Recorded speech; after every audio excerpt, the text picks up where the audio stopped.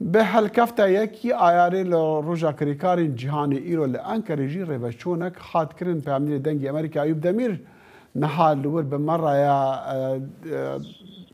ئەیوب دەم باش یعنی بزانن لە ئەستانبولی خەڵک هاتنەگرتن و ئەو شاهیە بە vê ڕۆژی هاتن قەدەغەکردن لە ئەنکەرێ چاوا بوو.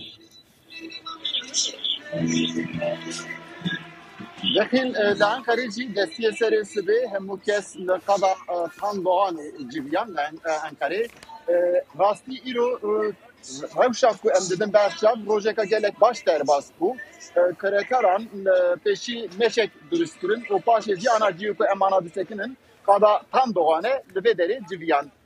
Di vê evê da rastî mîtînga ku ana derkete pêş da herî zêde bandora hilbijartinê netêda dît.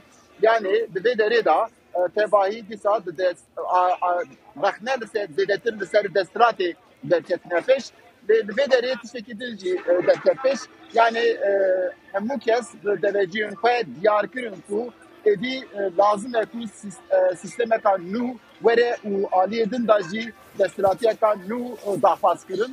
Tebahî zêdetir nêrînê wan serbana bû aliyê wê da jî ser dîkê da aqabtinên Kurdî, aqabtinên Tirkî û him zimanên din jî aqabtin kirin.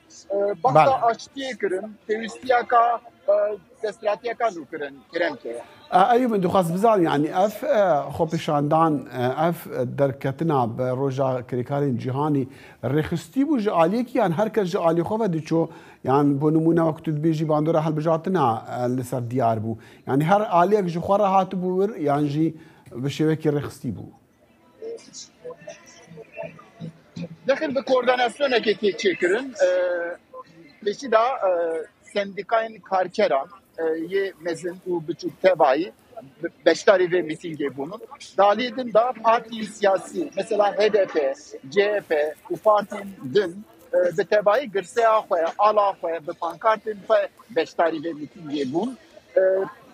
Ji xwe li vê derê da yani wexta ku tên dahem wek cejneka yekê gulanê zêdetir derkeve pêş li bi vê nevê yê ku beşdar bûnê jî li gorî rojeva xwe daxwazê xwe jî bi him pankarta him jî deveciyên xwe diyar dikin. ئەیوب ئەم dibînin ku li vîdyoyên ku niha jem te gehayne me ku diyar e ew derketin aram bû aştiyane bû ne weke a Stenbolê xelek hatin girtin. Çi kêşên ewlekarî hebûn li Enqerê li vê rojê yan ne? Li Enqerê dikarim bêjim ki kêşê ewlekariyê derneketin em ama nêzîkî 20-25 kes girseyek beşdar bû. Di warê ewlekariyê da zêde kêşê derneket dikarim bêjim ku hin ciyan da astengên biçûk biçûk derketin lê dikarim yani vî alî da astengên mezin nîn bûn. Li vê derê ana takriben çend yani piştî demekê Mîta Sancar beşdarî vê derê bû. Ana li vê derê ew ê jî axaftina xwe li vê derê dike. Dîsa serokên partiyên siyasiya, parlamenter û gelek kesên din jî beşdar bûn. Ji vana hin kesan nêrînê xwe diyar kirin.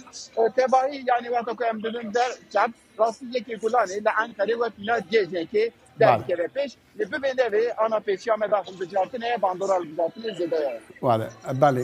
Eyûb Demîr peyamê dengê Amerîka li Enqerê bi me re bû gelkê spas.